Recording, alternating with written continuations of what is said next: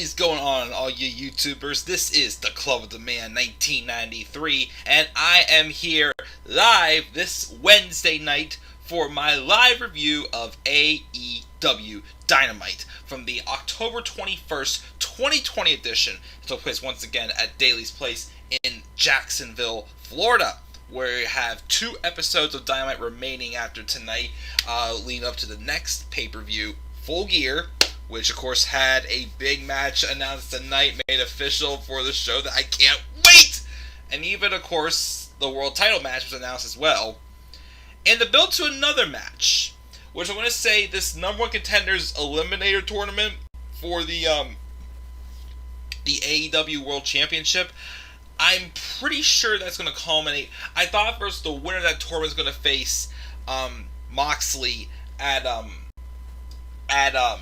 Full Gear, but now I think based off of how I think it's going to end up, who's going to be in the finals 1-on-1, I think we will see. I think we will see that match, the number one contenders finals, at Full Gear, because we of course have a match made official for the world title at Full Gear as well, which we'll get to that momentarily as well. Again, I thought this was another great episode of Dynamite. Last week was really good. This week was good as well. We had a classic of a match of the year candidate. We had a segment of the year candidate, I will say. Everything else told the story what it needed to be. You know, there was some, very great, memorable things from this episode for sure. But I still say, this was another excellent edition of Dynamite. Again, no wonder NXT is getting their butt whooped. Again, I watch NXT second. Well, next week I'm gonna watch NXT first because of it being Halloween Havoc. I'll watch NXT first next week, next Wednesday night.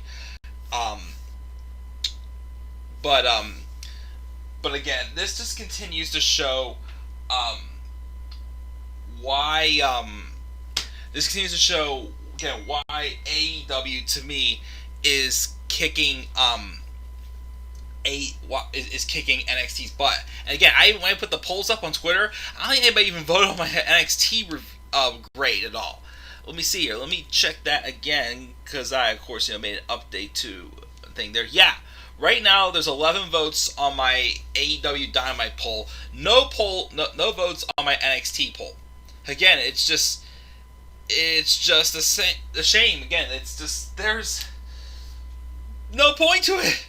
It's sad. There's just no point to it at all. Again, NXT. I keep saying NXT's not horrible. It's just not what it used to be. And with going up against AEW Dynamite, it just looks. It looks bad compared to Dynamite, because Dynamite's doing so good right now. And again, they bounced back from the issues that came back at All Out, and got a Full Gear now. Has a very, very stacked card for sure, and I cannot wait. So we'll have to see what happens going down the line over the last few weeks, but I cannot wait. Let's check the live chat. Got Tyler saying, what is up? He got a new laptop. His old one died. Nice. I'm surprised because again, I have 2 laptops, because I have my Mac for my video editing and of course doing my streaming, and my Lenovo for my video games. So I've had both of these for about, I think my Lenovo for 5 years. I think I've had my Mac now for about 4, because I got this one a couple months after I graduated college when I started doing my freelance work. So I'm surprised we've gotten good use out of these laptops so far. So hopefully you got good use out of yours, Tyler, and this new one as well. Let me see here. J.R. Campbell says he thinks Kenny Omega is going to beat Moxley for the AEW World title if he wins the match. A lot of people are predicting that. They are saying that they think Omega is going to be the one to dethrone Moxley. Maybe. My only thing is that Omega and Moxley already had their match, that lights out match from Full Gear last year. I don't know if that could be topped. That's why I'm kind of hoping it's Moxley and Hangman. I mean, I'm for a rematch with Moxley and Omega, but my thing is, again, is I don't think they can outdo what they did last year. That's my thing. But, I'm not going to oppose to it, but that's just my thoughts about it. We got Anup, um, Net Trigger, whatever he is. I'm not sure what he said with the first chat, but he said Roman Reigns' height. He's 6'3", I think it is. Tyler says he does Hell in a Cell 2019 review. Oh boy. Sure, that's another painful show to remember, Tyler. Elite Squad, what's up, man? He said, I personally don't want Moxley versus Kingston to main event Full Gear. I kind of agree with that. I don't know why. I mean, it's going to be a good match, the match they're going to have. I just don't feel it as a main event, though. I don't know what it is, but FTR and the Young Bucks should main event. Ooh, we'll talk about that. I think that is quite possible. Let me see here. Just because Moxley is the big name doesn't mean he always has to main event matches are just good. That is, yeah, true. I mean, he did not main event Double or Nothing because him and Brody Lee didn't main event that show. But yeah, I actually do agree with that. I mean, I wouldn't be opposed to them doing Young Bucks and FTR in the main event of that show.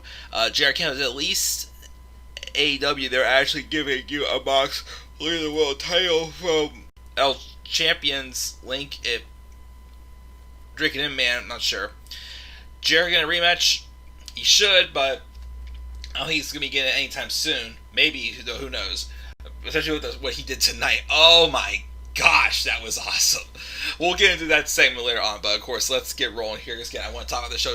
Yeah, I normally don't do reviews this late at night on work nights, but again, I had a show I watched afterwards, having a nice little chit chat. Nice little chit chat. So of course that delayed it. So I'm kind of things are starting to roll a little more for demand. Let's put it that way. So hopefully it continues that way. But yeah, this show wasn't. If this was like Raw, I'd definitely be waiting until tomorrow. But this is a 2-hour awesome show to talk about. So let's talk about it. Let's roll into this review. Let me see here. He also says they are building up to MJF and Jericho. Save that for Revolution. And also, he doesn't like how NXT's booking Ciampa. We'll talk about NXT. I mean, I'll watch what happened tonight on NXT tomorrow, but we'll talk about that tomorrow, of course, as well. For sure. Anyways, so we opened up with the first match in the quarterfinals in the number one contenders tournament for the AEW World Championship. It's Wardlow taking on Jungle Boy Jack Perry. A good match to start off. I'd say, well, even though I'd say, this was not the shortest match, but it was definitely, I feel like, out of the matches we got, probably my least favorite out of the 4 eliminator matches. It was still good. Again, I keep hearing rumors that they do want to push Jungle Boy Jack Perry, give him a good push, but they don't want to. Again, they don't want to go all out with him right now. No pun intended. Because once again, they don't want to do what happened with Drew McIntyre, getting a push during, a pandemic. But now, of course, you have an audience back with like 10 to 15% of people. They may try to, roll a little more further with it. I'm not sure. I like to see it. Yeah, Wardlow was just.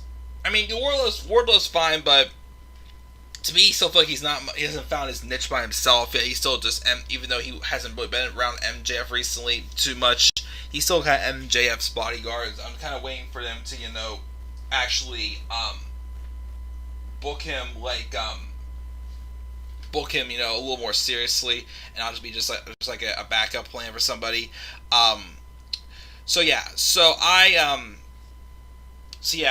was that. But Wardlow wins with the F10. But it was still a good match, a good effort from Jungle Boy. We get a replay of what happened from some post-show comments from Eddie Kingston last week. He berated Moxley for selling out, for telling him the inmates were going to run the asylum and then leaving him behind with only pro wrestling to screw him over and over. And it was, again, Kingston continued to say that, he didn't tap out when he faced Moxley for the World Championship a few weeks ago. He passed out. So now they're saying the news that they're now going to be having an I Quit match at Full Gear between Moxley and Kingston, the rematch for the AEW World Championship. Moxley gets a microphone. Well, he gets a promo. He says he loves Eddie Kingston and wants the best for him in the pro wrestling business, but he thought he would never change, and he's changed. Moxley won't apologize for his success, and he was proud to share the ring with him in September, but he's ashamed of him now, and he's going to end this at Full Gear. He's going to beat and torture Eddie until either gets his friend back or he ends him, pretty much. So that's that. Again, like, that match actually sounds pretty good. Again, Eddie Kingston is excellent on the microphone. Again, I'm still kind of getting warmed up to him a little bit still. I do think he's good, but I'm still getting warmed up to him. Like, I'm not like, like the big, like, oh my goodness, I'm such a huge Eddie Kingston fan. It's just like, I've still getting to know him, I still feel like. So, I'm up for giving him this I Quit match, world title shot at Full Gear. It's a good idea. Again, though, my thing is I think, I do kind of agree with the Elite Squad. I don't think that match should main event Full Gear. Should be the match that he suggested. So maybe we'll get it that way. I'm not sure. But good promos there to hype up that match. We have this next match, the second for the number one contenders tournament. This one was a squash match, but it really intrigued me. So it's Sonny Kiss taking on Kenny Omega, who came out to new entrants and everything. And again, I mean, of course, I know Kenny Omega is one of the best wrestlers in the world, but I never really watched much of his stuff in New Japan.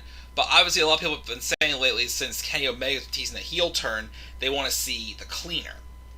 So of course, they had the entrance. They had some nice, good-looking girls. By the way, just saying, Deonna Purrazzo's latest photo, of course, still not as special as the ones up on my desk that I got autographed for my birthday last month.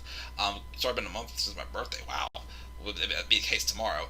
But man, was it juicy. And I mean juicy. Again, Steve Cutler's a lucky man. Anyways, speaking of the cleaner, again, a lot of people have been saying they want to see the cleaner gimmick from Kenny Omega, which again I've never really witnessed. I'm not sure what exactly it is, but whatever it was, I was intrigued because Kenny Omega came in. It looked like he had dyed his hair to get rid of some the gray that was in it before. He and he just dominated and squashed Sonny Kiss. I wouldn't say he was full on heel, but they definitely showed that he was a little more serious, taking this a lot more seriously with this tournament. Now he's a single star. He's again, for kayfabe wise, for a year, AEW was held back on Kenny Omega. They didn't want to push him to the moon because they already knew he was a star. They wanted to have the right stars, who may not have had the biggest reputation as him, get built up, and they'd be the ones to build the show. Now a year later, we're letting Kenny Omega just completely be Kenny freaking Omega. But I love what I saw, especially that look on his face, like that smug, look like he doesn't give a crap. He's doing whatever he's got to do to, get back on top.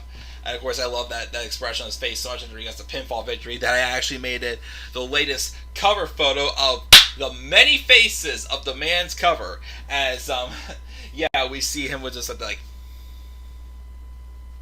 yeah, that's right, that look on his face. But of course, he still shows Sonny Kiss a sign of respect, but obviously it shows that he kind of had that full of himself attitude and whatnot. So I was just like, intriguing. So of course, obviously for the rest of the matches on this show, it looks like they're going to set up for the finals being Omega versus Hangman Adam Page, which again, as I still say, save it for Full Gear, where I think we will see Kenny Omega fully turn heel whenever he faces Hangman Adam Page. Either he's going to beat him down after the match, or he's going to, of course, probably add a little tactic in there to beat Hangman Adam Page, and it's both going to be an awesome match. I agree. So we got that, and backstage we have Orange Cassidy interviewed by Tony Schiavone, asking about what happened with his match with Cody Rhodes last week, and how he's going to be in a rematch since last week's went to a draw. All Cassidy said was, sometimes matches go your way and sometimes they don't. And he is generally uninterested, his as he doesn't care, basically. So he's obviously, just a man of a few words. Get ready for his lumberjack match next week, to prevent the Dark Order from interfering when we do the rematch for the TNT Championship. Cody Rhodes had interviewed as he showed up to the arena, saying he doesn't think Orange Cassidy can beat him next week, and he's bulking up to be able to compete better with heavyweights like Jake Hager, Lance Archer, and Mr. Brody Lee. Even though, once again, didn't he already face them? A little strange, but oh well. Eddie Kingston responds to Moxley's promo from earlier. He starts busting out laughing, but he wants to go to his family members. Pentagon and Phoenix are in the number one contenders tournament tonight, and they're going to show us why they're the best luchadors ever, which they sure as hell did. You got Butcher and the Blade later tonight. They're going to win the tag team fatal 4-way to take out FTR, and then they'll call their old boss and beg them to take them back. Now, the Moxley, what he said was true, but he had to become bitter and angry and a snake. And do you think he looks himself in the mirror? No. He hates who he's become. But he had to become this because his ends justify his means. And when he wasn't a snake, he got nothing. But now he's got a world title shot and an I Quit match. He never quits at anything in his life. He didn't pass out of court. He passed out to, when he faced Moxley. He didn't tap out or give up.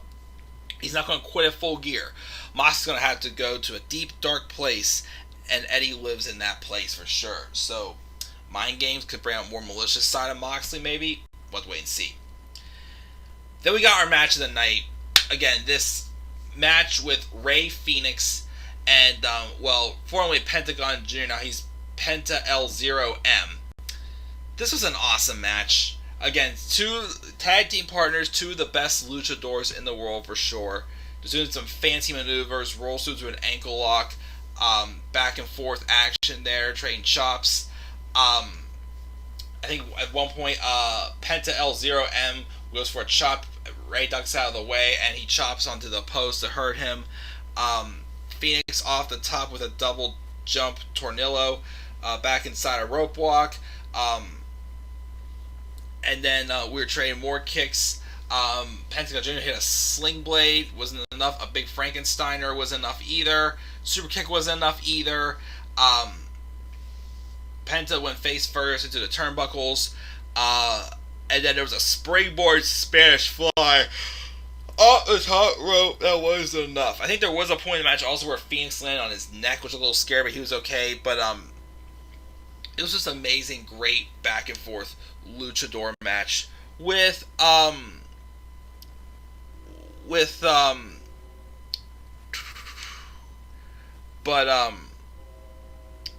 but again, it was awesome. Just an awesome, fresh match with two of the best luchadors going at it.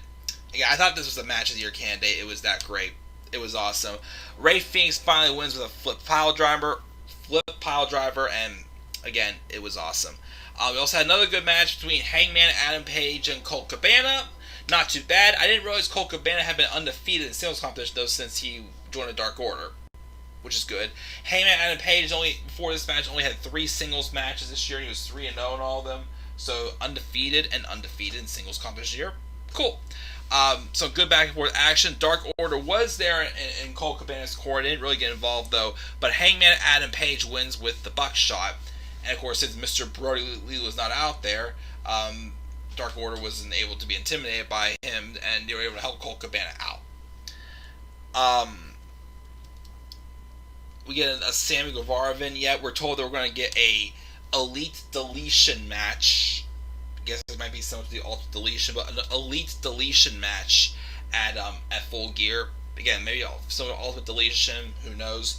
Again, the one they did in WWE was average, decent, but again, I hope if it's this kind of that style for AEW, I hope they go very, very, very all out with that and go as far as what WWE couldn't do because Vince McMahon just didn't get it. Vince McMahon doesn't get anything, of course, that he did not create. So take that brass ring and shove it up your Anyways, so we have Team Taz in the ring. They talk about offering Will Hobbs a spot at the table and demand an answer. This segues to the story where Tony Khan called the Machine to his office about how Ricky Starks would have gotten a TNT title match at Full Gear if he had beaten Darby Allin. Taz complains further, asking what his boys get. Starks gets on the mic and says somebody has to pay, and that somebody is Darby. He doesn't know when or where, but on everything he loves, when they meet again, he's putting Darby in his grave, and he calls him a half-faced, painted little bitch. So, again, Darby Allin, first off, is going to be getting a match for the TNT Championship. I'm still hoping, somehow, because, again, I've liked Cody Rhodes and Darby Allin having their matches, but, again, for something fresh, I still say do a triple threat with Cody Rhodes, Orange Cassidy, and Darby Allin. I still say do that triple threat at Full Gear. But again, I would at some point like to see Ricky Starks and Darby Allin in a rematch, and I still say in a street fight, which would be awesome. Oh boy! Here comes something else that I loved about this show. This is a candidate to me for segment of the year. We got MJF and Chris Jericho meeting up for a steak dinner to talk things over about MJF joining the Inner Circle.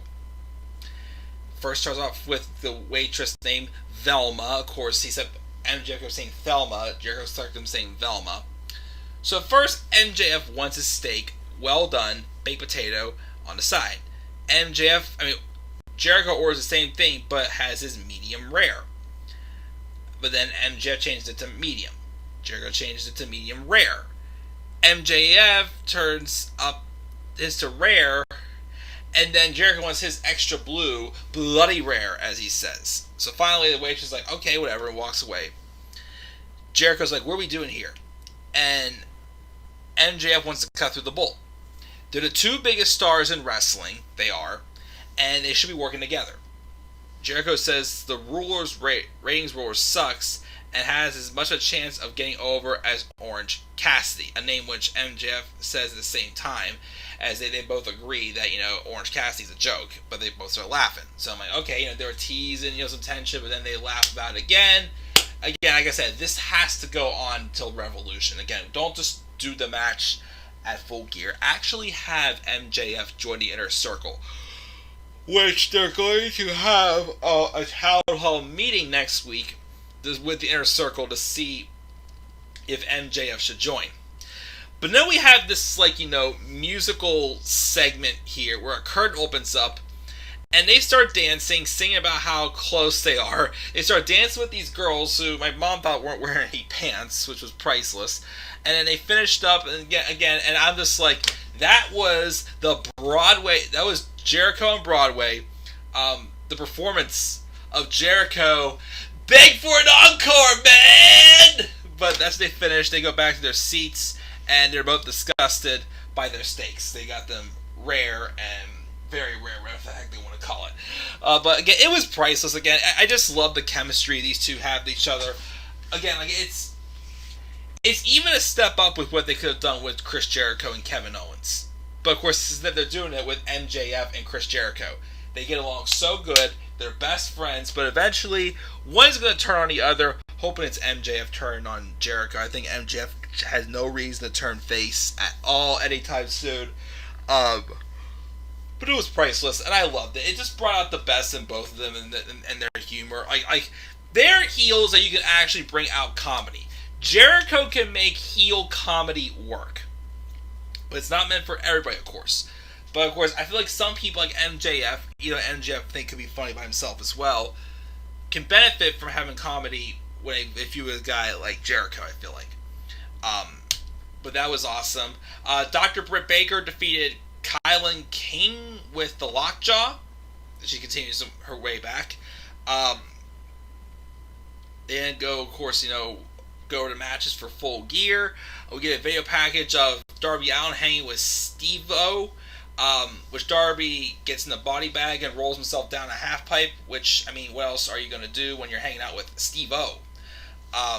And then we had the Fatal 4 No More Contenders match for the AEW World Tag Team Champions, the Butcher and the Blade versus Dark Order's Alex Reynolds and John Silver versus Private Party versus the Young Bucks.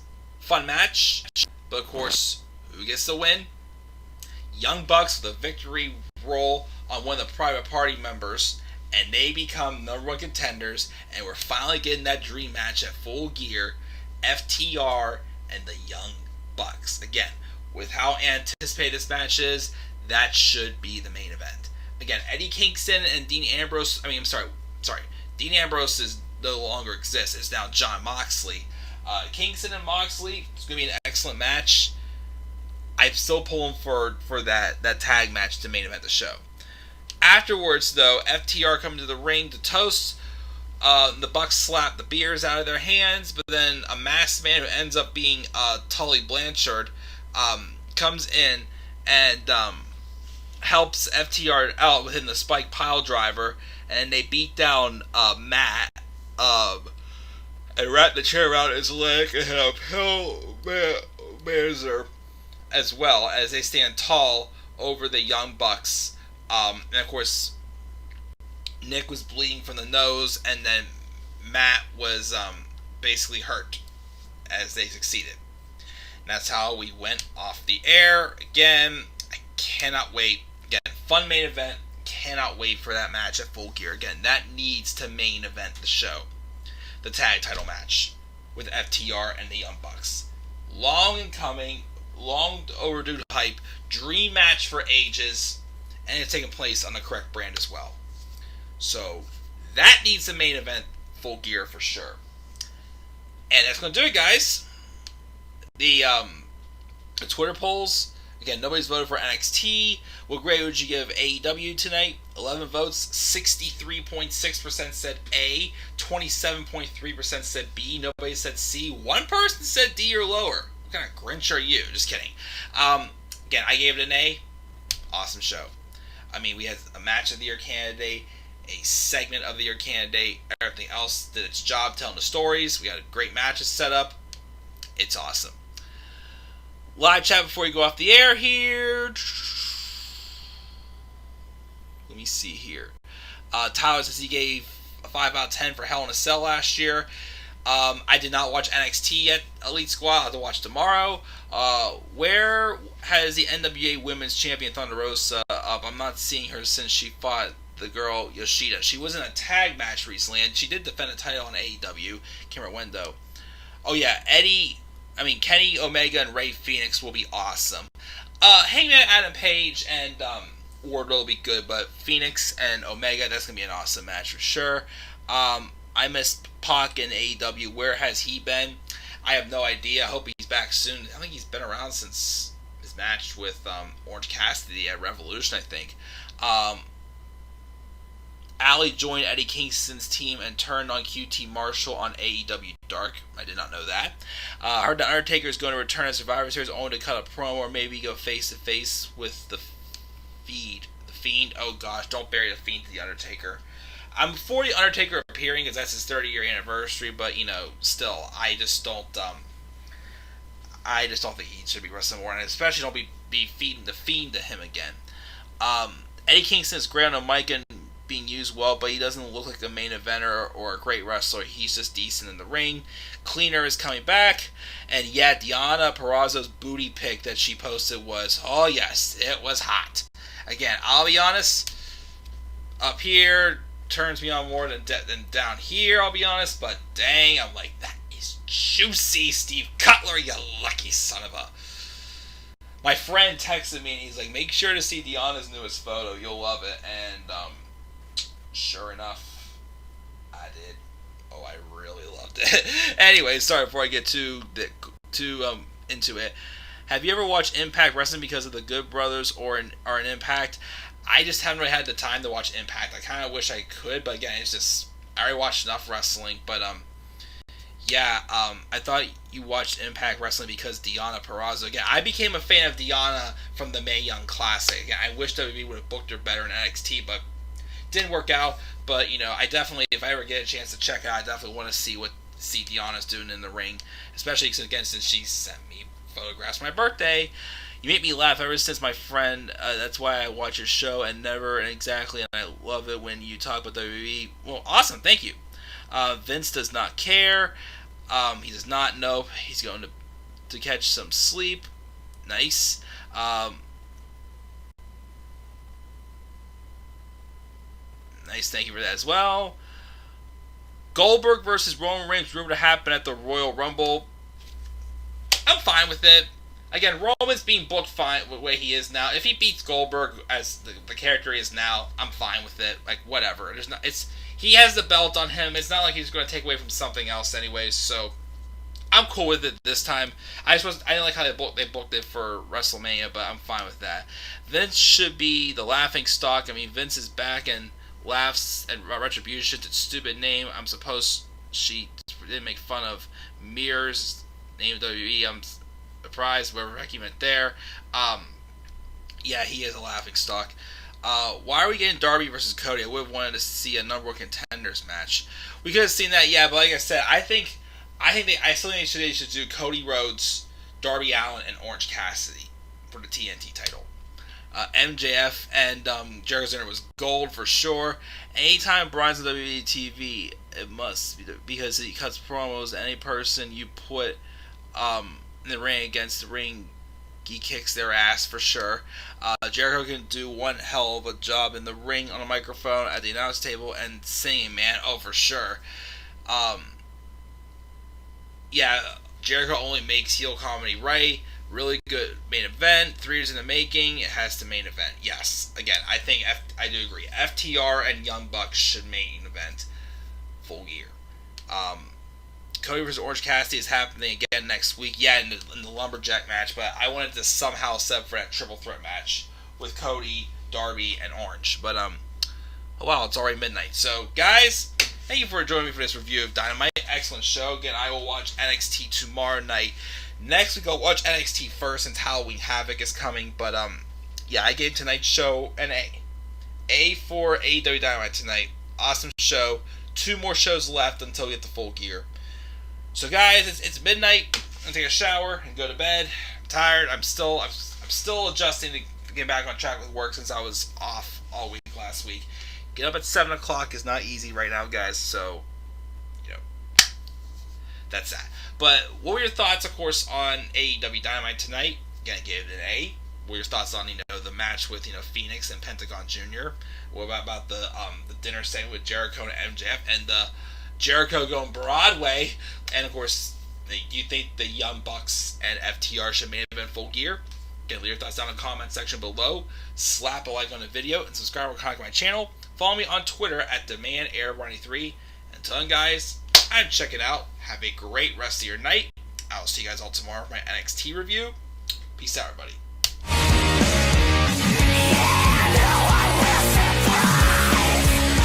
No